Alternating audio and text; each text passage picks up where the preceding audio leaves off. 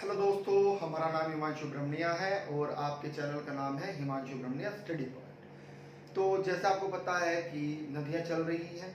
ब्रह्मपुत्र नदी तंत्र हमने पढ़ लिया है ना। ब्रह्मपुत्र नदी क्या थी? एक पूर्ववर्ती नदी थी। ऐसे ही सिंधु नदी भी क्या है? एक पूर्ववर्ती नदी है, अर्थात हिमालय के उत्थान से पहले भी ये यहीं पर प्रवाहित होती थी, है ना। यानी कि इसीलिए इसको क्या कहा जाता है? पूर्ववर्ती नदी। तीन नदियां आपकी क्या है? पूर्ववर्ती नदियां हैं। ब्रह्मपुत्र नदी तंत्र, है ना, यानी ब्रह्मपुत्र नदी और गंगा नदी और आपकी सिंधु नदी। क्लियर है पॉइंट? तो ये तीनों की ये दोनों जो हैं क्या है? ब्रह्मपुत्र और सिंधु नदी ये इंटरनेशनल नदी है, अर्थात अंतरराष्ट्रीय नदी है। ये देखिएगा, बिल्कुल ध्यान से कंटेंट को समझना है। थोड़ा सा आप लिख लीजिएगा इनके बारे में, है ना। देखिएगा, ब्रह्मपुत्र नदी कितने देशों में प्रवाहित होती है? 3 देशों में प्रवाहित होती है। कहाँ से निकलती है? चीन अर्थात तिब्बत से निकलती है, उसके बाद भारत में प्रवेश करती है, उसके बाद कहाँ चली जाती है? बांग्लादेश। ठीक है। अगर हम अब सिंधु की बात करें तो ये कहाँ से निकलती है? यह भी तिब्बत से निकलती है, अर्थात चीन से निकलती है, उसके बाद भारत जाती है, उसके बाद पाकिस्तान जाती है। क्लियर है पॉइंट? बात समझ में आ रही है? सतलज नदी भी क्या है? इंटरनेशनल नदी है, इसी की ही सहायक नदी है। सबसे लंबी सहायक नदी है किसकी? सिंधु की, सतलज। तो सतलज भी क्या है? इंटरनेशनल नदी है, यानी कि चीन से निकलती है, भारत के 2 राज्यों में प्रवाहित होती है ना। किस किस में? हिमाचल प्रदेश और पंजाब में। और उसके बाद कहाँ चली जाती है? पाकिस्तान चली जाती है। Clear point? आ रही है बात समझ में? तो आज हमें सिंधु नदी तंत्र पढ़ना है, क्योंकि हिमालय से निकलने वाली नदियां यही है मुख्य रूप से, है ना। और ये तीनों नदी तंत्र बहुत इंपॉर्टेंट है, गंगा नदी तंत्र और सिंधु नदी तंत्र और ब्रह्मपुत्र नदी तंत्र। तो आज हम सिंधु नदी तंत्र को समाप्त कर देंगे, इसके बाद हम गंगा नदी तंत्र पढ़ेंगे, और गंगा नदी तंत्र पढ़ने के बाद में हम चले जाएंगे सीधा दक्षिण भारत की नदियों, यानी कि दक्षिण भारत की नदियों को भी 2 भागों में पढ़ेंगे। एक बंगाल की खाड़ी में जल गिराने वाली और दूसरी अरब सागर में जल गिराने वाली। Clear point? आ रही है बात समझ में? चलिएगा, स्टार्ट करते हैं सिंधु नदी। देखिएगा, बिल्कुल ध्यान से समझना है। जो सिंधु नदी है ना, सिंधु नदी से अगर पूछा जाए कि यह कौन से ग्लेशियर से निकलती है, तो चेमा युनयुम ग्लेशियर से निकलती है। ये क्या है वास्तव में? चेमा युनयुम ग्लेशियर है। अगर स्थान का नाम आपसे पूछा जाएगा कि स्थान का नाम बताइएगा, तो स्थान का नाम क्या होगा? बोखरचू, है ना, बोखरचू। अगर पर्वत श्रेणी का नाम पूछेगा कि सिंधु नदी किस पर्वत श्रेणी से निकल रही है, तो वास्तव में कैलाश पर्वत श्रेणी से निकल रही है। Clear point? देखिएगा, कैलाश पर्वत श्रेणी से निकली, अर्थात चेमायुलियम ग्लेशियर से निकल ली, और निकलने के बाद में ये एंट्री कहाँ करती है? सीधा सिर्फ और सिर्फ भारत के एक राज्य में प्रवाहित होती है, किसमें? जम्मू कश्मीर में। और जम्मू कश्मीर में भी 2 श्रेणियों के मध्य प्रवाहित होती है। ये देखिएगा, ये है आपका लद्दाख और ये है आपका जास्कर, यानी कि लद्दाख और जास्कर श्रेणी के मध्य प्रवाहित होती है। Clear point? पर पॉइंट ये पूछा जाता है कि वास्तव में किस स्थान से भारत में प्रवेश करती है, तो जो प्रवेश कर रही है भारत में, वह दमचौक से प्रवेश करती है। स्थान का नाम क्या है? दमचौक। दमचौक से ही क्या कर रही है वास्तव में? यह जम्मू कश्मीर में प्रवेश कर रही है, और ट्रांस हिमालय की 2 श्रेणियों के मध्य प्रवाहित होती है, लद्दाख और जास्कर के मध्य। उसके बाद ये गिलगित से क्या हो जाती है? मुड़ जाती है। गिलगित एक क्षेत्र है, वहां से मुड़ जाती है, और वास्तव में यहाँ पर एक गार्ज है जिसे हम क्या कहते हैं? सिंधु गार्ज। क्या कहते हैं? इसी नदी के नाम पर है सिंधु गार्ज। गार्ज हमने ब्रह्मपुत्र वाली वीडियो में समझाया है कि कैनियल किसको कहते हैं, गार्ज किसको कहते हैं। वो सब चीजें आप वहां पर जाकर देख सकते हैं, प्लेलिस्ट में जाइएगा और ब्रह्मपुत्र नदी तंत्र को देखिएगा, वहां पर हमने विस्तृत रूप से गार्ज के बारे में बताया है। तो यानी कि दमचौक से प्रवेश किया, कहां पर? जम्मू कश्मीर में। और वास्तव में ये स्थान है, पूछा जाता है कि निकलती कहां से है, यानी कि इसका जो निकलना है वह किस स्थान से भारत से निकलती है, तो चितलास, चिचलास, है ना। आर्य भाषा में चितलास, ठीक है ना, आधा लय है, ध्यान रखिएगा। ठीक है, यानी कि सिंधु गार्ज के द्वारा ही कहां पर पहुंचती है, पाकिस्तान में पहुंचती है। ठीक है, आ रही है बात समझ में। इसकी ही सबसे सहायक नदी है, बहुत ही इंपॉर्टेंट है, ये है आपकी सतलज नदी। कौन सी नदी? सतलज नदी। वास्तव में सतलज नदी कहां से निकलती है? राकस ताल या फिर राक्षस ताल से निकलती है। कहां से निकलते हैं सतलज नदी? राकस ताल या फिर राक्षस ताल से निकलती है। ठीक है, और वास्तव में यह प्रश्न पूछा जाता है, महत्वपूर्ण है, किस गार्ज के द्वारा या किस गार्ज के समीप से यह भारत में प्रवेश करती है? तो सतकिला गार्ज जो हिमाचल प्रदेश में है, सतकिला गार्ज, गार्ज वाले वीडियो में जाकर देखिएगा, दर्रे सारे पढ़ाए हैं हमने, प्लेलिस्ट में जाइएगा, वहां पर दर्रे आपको स्पष्ट रूप से बताया गया है, सतकिले गार्ज के बारे में या दर्रे के बारे में। तो सतकिले दर्रे से कहां पर प्रवेश करती है? हिमाचल प्रदेश में प्रवेश करती है, और उसके बाद कहां चली जाती है? पंजाब चली जाती है। कहां चली जाती है? पंजाब चली जाती है। तो यानी कि सतलज नदी भी क्या है? इंटरनेशनल नदी है। कहां से निकली? चीन से निकली, भारत में पहुंची, और भारत के बाद में कहां पर? पाकिस्तान में चली जाती है। और मिठानकोट एक स्थान का नाम है पाकिस्तान में, यहां पर अपना जल किसमें गिराती है? सिंधु नदी में गिराती है। क्लियर है पॉइंट? बात समझ में आ रही है? ये आपकी कौन सी नदी थी? सतलज नदी थी। क्लियर है पॉइंट? बात समझ में आ रही है? ठीक है, अब देखिएगा, वास्तव में इसकी कुछ सहायक नदियां भी हैं, है ना, सिंधु नदी तंत्र की। तो पहली ही नदी हम पढ़ते हैं, देखिएगा, बिल्कुल ध्यान से समझिएगा, क्योंकि ये 5 नदियां जो हमने रेड, एक तो ये आपकी झेलम है ना, चिनाब, रावी, व्यास और सतलज, इन नदियों को ही हम क्या कहते हैं? पंचनद कहते हैं। क्या कहते हैं? पंचनद कहते हैं। Clear point? आ रही है बात समझ में? इन्हें हम क्या कहते हैं? पंचनद कहते हैं। Clear point? आ रही है बात समझ में? तो पंचनद में सबसे पहली नदी कौन सी है? झेलम। तो झेलम के बारे में समझिएगा कि झेलम नदी वास्तव में कहां से निकलती है? तो वास्तव में हिमाचल प्रदेश में, है ना, कहां से? हिमाचल प्रदेश में शेष बेरीनाग के समीप शेषनाग झील से निकलती है। सबसे महत्वपूर्ण बात समझिएगा कि प्रश्न क्या बनता है कि यहाँ पर एक झील है, ये क्या है? झील। ये कौन सी झील है? ये वूलर झील है। कौन सी? वूलर, या इसको वूलर झील कहते हैं। वास्तव में वूलर झील क्या है? एक गोखर झील है। गोखर झील क्या होती है? गोखर झील वे होती हैं जिनका निर्माण किनके द्वारा? नदी के विसर्प के द्वारा होता है। किसके द्वारा होता है? नदी के विसर्प के द्वारा जिसका निर्माण होता है झील का, उसे ही क्या कहते हैं? गोखुर झील कहते हैं। समझिए, ये नदी की प्रथम अवस्था है, ये नदी की दूसरी अवस्था है। एक मिनट,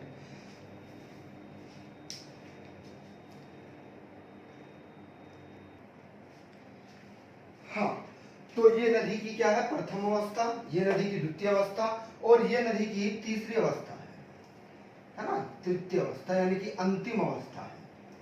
होता क्या है वास्तव में कि देखिएगा, नदी क्या हो रही है? प्रवाहित हो रही है। जैसे नाग चलता है या नहीं, सांप चलता है ना, उसे ही क्या कहते हैं? विसर्प द्वारा चलता है ना, वह किसके द्वारा? विसर्प के द्वारा। तो ये देखिएगा, इसके अंदर क्या हो रही है? नदी प्रवाहित हो रही है, यानी कि नदी क्या हो रही है? इनके अंदर प्रवाहित हो रही है। तो होता क्या है इस संदर्भ में कि कभी कभी क्या होता है कि ये विसर्प बंद हो जाता है। ये विसर्प जब बंद हो जाता है तो नदी क्या करने लगती है? सीधी प्रवाहित होने लगती है। यानी कि नदी, इसको समझिएगा इस तरह से, हम इसको बड़ा करके समझा रहे हैं, समझिएगा विसर्प को, गोखुर झील को यहाँ पर समझिएगा। देखिएगा, ये क्या हुआ,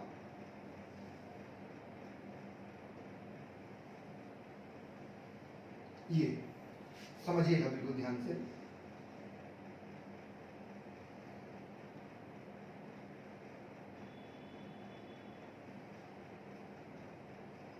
नदी क्या हो रही है? वास्तव में नदी इसके अंदर प्रवाहित हो रही है ना, नदी बह रही है, विसर्प छोड़ती हुई जा रही है।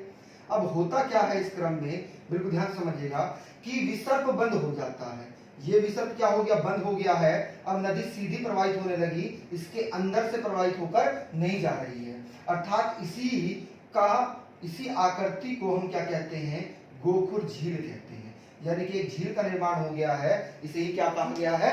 गोखुर झील कहा गया है। पॉइंट क्लियर है? आ रही है बात समझ में? तो झेलम नदी के कारण ही किसका निर्माण हुआ है? वूलर झील का निर्माण हुआ है। किसका निर्माण हुआ है? वूलर झील का। ये प्रश्न पूछा जाता है, ये कौन सी झील है? वूलर झील है। कौन सी झील है? वूलर झील। दूसरा ही प्रश्न क्या बनता है झेलम से महत्वपूर्ण, कि वास्तव में जब झेलम नदी प्रवाहित होती है तो वास्तव में यह पाकिस्तान और भारत के सीमा पर प्रवाहित होती है। किसके? भारत और पाकिस्तान की सीमा पर प्रवाहित होती है। कहां पर? सीमा पर। यह प्रश्न पूछा जाता है कि कौन सी नदी भारत और पाकिस्तान की सीमा बनाती है, तो वास्तव में भारत और पाकिस्तान की सीमा बनाने वाली नदी कौन सी है? आपकी झेलम नदी है। Clear point? आइएगा अब यहां से तीसरा प्रश्न क्या बनता है झेलम नदी से, बिल्कुल ध्यान समझिएगा।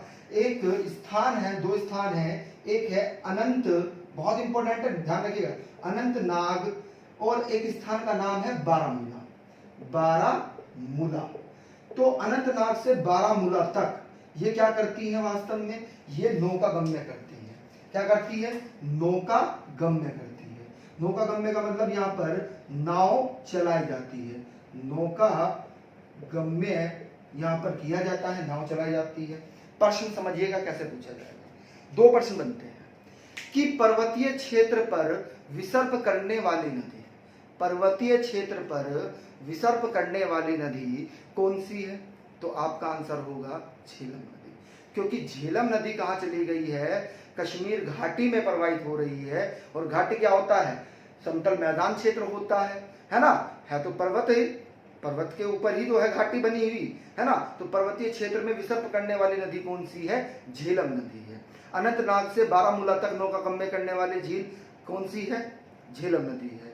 पर्वतीय क्षेत्र पर वह कौन सी नदी है जिसमें नौका गम्य की जाती है? तो झेलम नदी है। वह नदी कौन सी है जिस नदी के किनारे श्रीनगर स्थित है? तो श्रीनगर वास्तव में किस नदी के किनारे पर स्थित है? झेलम नदी के किनारे पर स्थित है। ठीक है, यहां पर क्या है? वास्तव में श्रीनगर है। Clear point? क्या है? श्रीनगर। आइएगा अगली आपकी नदी है चिनाब नदी। हेडिंग बना लीजिएगा चिनाब नदी, है ना? झेलम हमने पढ़ लिया है, चिनाब को पढ़िएगा। देखिएगा चिनाब नदी बहुत इंपॉर्टेंट बनेगी। क्यों बनेगी इंपॉर्टेंट चिनाब नदी? चिनाब नदी इसलिए इंपॉर्टेंट बनेगी, ये 12 लाचला दर्रे से निकलती है। किससे? 12 लाचला दर्रे से निकलती है, अर्थात हिमाचल प्रदेश से निकलती है। लाचला दर्रे से निकलती है। Clear point? आ रही है बात समझ में? अब ये वास्तव में चिनाब नदी से दूसरा फैक्ट समझिएगा कि वास्तव में दो धाराओं के रूप में निकलती है। कितनी? दो धाराओं के रूप में निकलती है। एक है आपकी चंद्रा और दूसरा कौन सा है? भागा। यानी कि जब ये दोनों धाराएं आपस में मिल जाती हैं तब किसका निर्माण होता है? तब चिनाब नदी का निर्माण होता है। किस नदी का? चिनाब नदी का। Clear point? यानी कि चंद्र और भागा मिलकर किसका निर्माण कर रही हैं? चिनाब नदी का निर्माण कर रही हैं। यहीं पर ही क्या है? बहुत ही इंपॉर्टेंट क्वेश्चन है। विश्व का सबसे ऊंचा रेलवे पुल बनाया जा रहा है रेसी में। एक स्थान है, पूछा जाएगा ये प्रश्न, इंपॉर्टेंट है कि किस नदी पर विश्व का सबसे ऊंचा क्या बनाया जा रहा है? रेलवे पुल बनाया जा रहा है ना? तो वह नदी कौन सी है? चिनाब नदी। Clear point? आ रही है बात समझ में? जम्मू कश्मीर में ही बनाया जा रहा है विश्व का सबसे ऊंचा पुल, है ना? रेलवे पुल, है ना? Clear point? आ रही है बात समझ में? किस स्थान पर? रेसी पर बनाया जा रहा है। किस स्थान पर? रेसी स्थान पर बनाया जा रहा है। ध्यान रखिएगा। अगला देखिएगा, अगला फैक्ट समझिएगा कि अब जो झेलम नदी थी वह अपना जल किस में गिरा रही है? चिनाब नदी में गिरा रही है। जो झेलम नदी थी अपना जल किस में गिरा रही है? चिनाब नदी में गिरा रही है। अगली नदी कौन सी है? रावी नदी है। रावी नदी वास्तव में रोहतांग दर्रे से निकलती है। हिमाचल प्रदेश के रोहतांग दर्रे से निकलती है। Clear point? आ रही है बात समझ में? और ये भी अपना जल किस में गिरा रही है? ये भी अपना जल, बहुत इंपॉर्टेंट है, ये भी अपना जल किस में गिरा रही है? चिनाब नदी में गिरा रही है। इसमें चिनाब में। अगली नदी है व्यास नदी। व्यास नदी वास्तव में कहां से निकलती है? यहाँ पर एक कुंड है जिस कुंड का नाम क्या है? व्यास कुंड। ये भी रोहतांग दर्रे के पास में ही स्थित है। नाम समझिएगा, है ना? इसी के नाम पर है व्यास कुंड। तो व्यास कुंड से निकलती है और निकलने के बाद में हिमाचल प्रदेश से निकलती है और पंजाब में कपूरथला के निकट अपना जल किसमें गिरा रही है?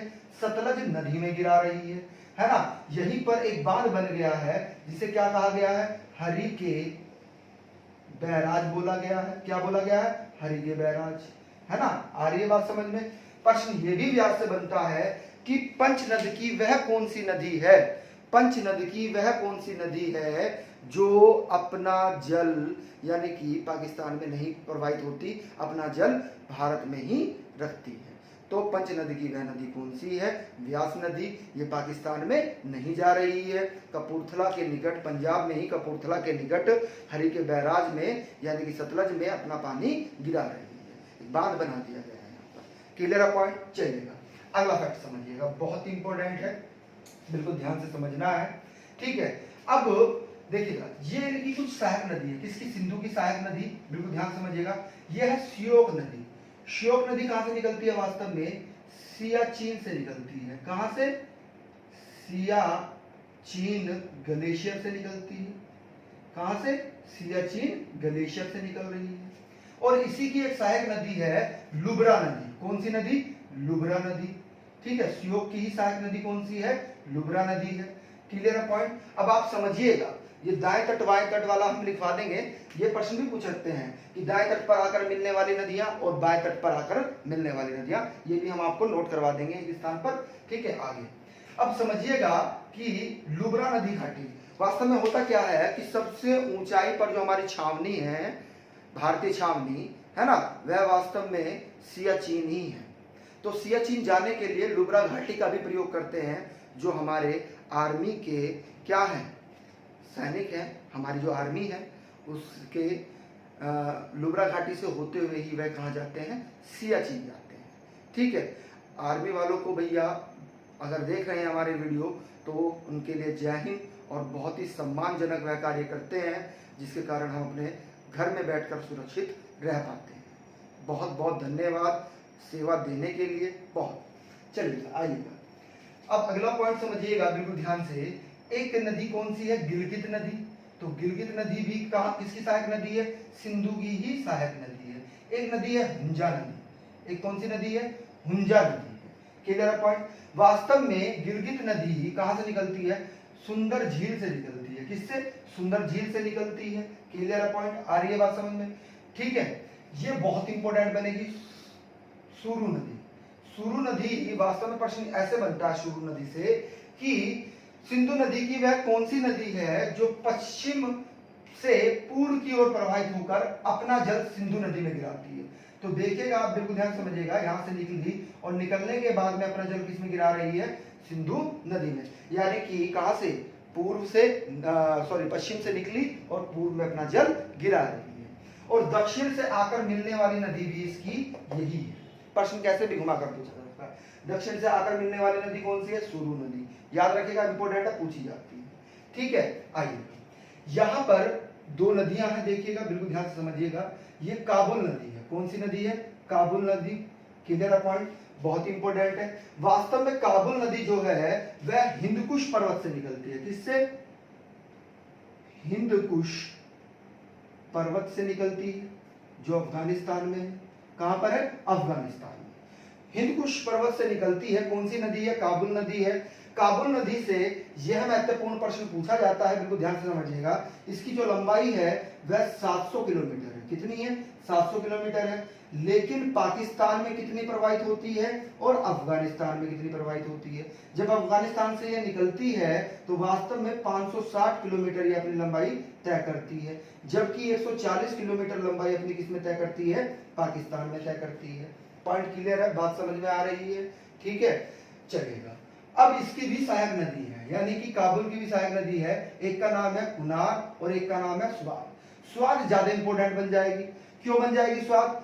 स्वाद घाटी सुना भी होगा आपने, है ना, स्वाद घाटी। वास्तव में ये जो क्षेत्र है ना, ये वाला क्षेत्र, ये बड़ा उपजाऊ क्षेत्र है। यहाँ पर गन्ने की और गेहूं की खेती की जाती है। गन्ने की और किसकी? गेहूं की खेती की जाती है, तो प्रश्न ये पूछा जाता है स्वाद घाटी जो है, सिंधु और स्वाद घाटी के बीच का जो क्षेत्र है बड़ा उपजाऊ है, और जब यह बहुत ज्यादा उपजाऊ है तो इसीलिए इसको क्या कहा जाता है, पाकिस्तान का स्वर्ग कहा जाता है। स्वाद घाटी को क्या कहा जाता है, पाकिस्तान का स्वर्ग कहा जाता है। पॉइंट क्लियर है, बहुत ही इंपॉर्टेंट है। ठीक है, यहां पर एक दर्रा है, इस दर्रे को हम क्या कहते हैं, इस दर्रे को हम खैबर दर्रा कहते हैं। क्या कहते हैं, खैबर दर्रा। वास्तव में खैबर दर्रा क्या कार्य कर रहा है ना, खैबर दर्रा यह कार्य कर रहा है कि पाकिस्तान और अफगानिस्तान के आने जाने का मार्ग प्रदान कर रहा है। पाकिस्तान और अफगानिस्तान जाने का मार्ग कौन सा दर्रा प्रदान करता है, तो खैबर दर्रा प्रदान करता है। यह नदी है कुर्रम नदी, है ना, अफगानिस्तान की है कुर्रम नदी। ठीक है, तो इसकी भी एक सहायक नदी है थोती नदी, ये भी अपना जल किसमें गिराती है, सिंधु नदी में ही गिराती है। ठीक है, ये नदी है गोमल नदी, ये पाकिस्तान में प्रवाहित होती है, गोमल नदी, है ना, किसमें, पाकिस्तान में प्रवाहित होती है। इसकी ये दो सहायक नदियां हैं, ध्यान रखिएगा, एक का नाम है कुंदर नदी और एक का नाम है झोब नदी। कौन सी, झोब नदी। क्लियर पॉइंट, आ रही है बात समझ में। ठीक है, तो वास्तव में सतलज और सिंधु अपना जल कहां पर गिराती हैं, मिठान कोट में जाकर ये दोनों आपस में मिल जाती हैं। मिठान कोट में जाकर कौन कौन सी नदियां आपस में मिलती हैं, है ना, तो सिंधु और सतलज मिठान कोट में जाकर आपस में मिल जाती हैं, पाकिस्तान में ही है। कराची वास्तव में सिंधु नदी के तट पर ही स्थित है। पाकिस्तान का जो कराची है वह कहां पर स्थित है, वास्तव में वह किस नदी पर, सिंधु नदी पर ही स्थित है ना। और उसके बाद में ये अपना डेल्टा कहां पर बनाती है, अरब सागर में अपना डेल्टा बनाती है। क्लियर पॉइंट, आ रही बात समझ में। आइए देखिएगा, अब कुछ फैक्ट्स हैं उनको लिखना है आपको, लिख लीजिएगा महत्वपूर्ण बिंदु, लिखिएगा महत्वपूर्ण बिंदु। पूछा जाएगा कि वास्तव में जो लंबाई है किसकी, सिंधु की लंबाई, सिंधु की लंबाई कितनी है भाई, सिंधु की लंबाई बहुत इंपॉर्टेंट है, 2880 किलोमीटर है। कितनी, 2880 किलोमीटर। भारत में इसकी लंबाई कितनी है, टोटल अगर हम बात करें तो 2880 किलोमीटर है, बिल्कुल सही बात है। हाँ चलिएगा, अब अगर हम कहें कि ब्रह्मपुत्र की कितनी लंबाई है, ब्रह्मपुत्र नदी की लंबाई 2900 किलोमीटर है। कितनी, 2900 किलोमीटर। अगर हम बात करें कि गंगा की कितनी लंबाई है, तो 2525 किलोमीटर है। कितनी, 2525। अगर हम बात करें सतलज की, तो सतलज की कितनी लंबाई है, 1500 किलोमीटर। कितनी, सब ये किलोमीटर में है, ध्यान रखिएगा, 1500 किलोमीटर। गोदावरी, दक्षिण भारत की गंगा जिसको कहा जाता है, गोदावरी बूढ़ी गंगा जिसको कहा जाता है, वह इसकी लंबाई कितनी है, 1465 किलोमीटर है। ठीक है, अगर हम बात करें कि यमुना की कितनी लंबाई है, तो यमुना की 1312 किलोमीटर है। कितनी, 1312 किलोमीटर। नर्मदा की बात करें अगर हम कि नर्मदा की कितनी लंबाई है, तो नर्मदा की लंबाई जो है 1312 किलोमीटर है, जबकि यमुना की 1385 किलोमीटर है ना। आ रही है बात समझ में। अगर हम बात करें महानदी की कि महानदी की लंबाई कितनी है, तो 858 किलोमीटर है। यदि हम बात करें तापी की या ताप्ती नदी की, तो 724 किलोमीटर है। कितना, 724 किलोमीटर, है ना।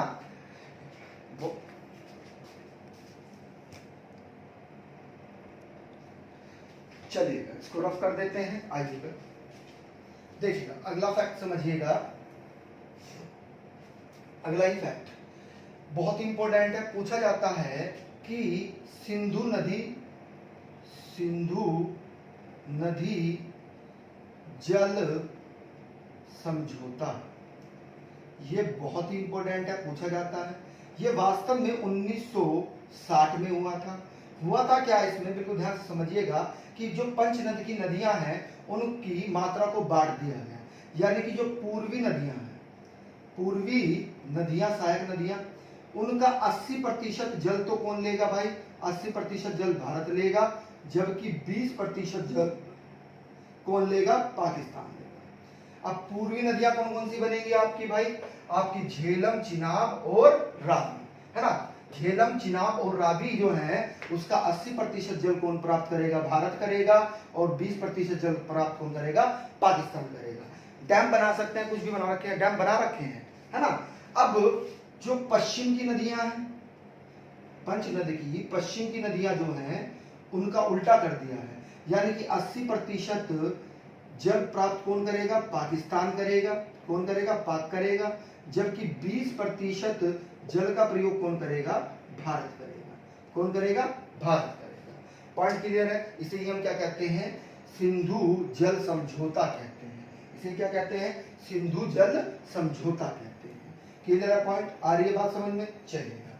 अब अगली लाइन से देखिएगा, अगला फैक्ट लिखिएगा कि वास्तव में, बिल्कुल ध्यान समझिएगा क्योंकि ये प्रश्न पूछे जाते हैं कि वर्तमान नाम नदियों का और पुराना नाम, यानी कि सिंधु का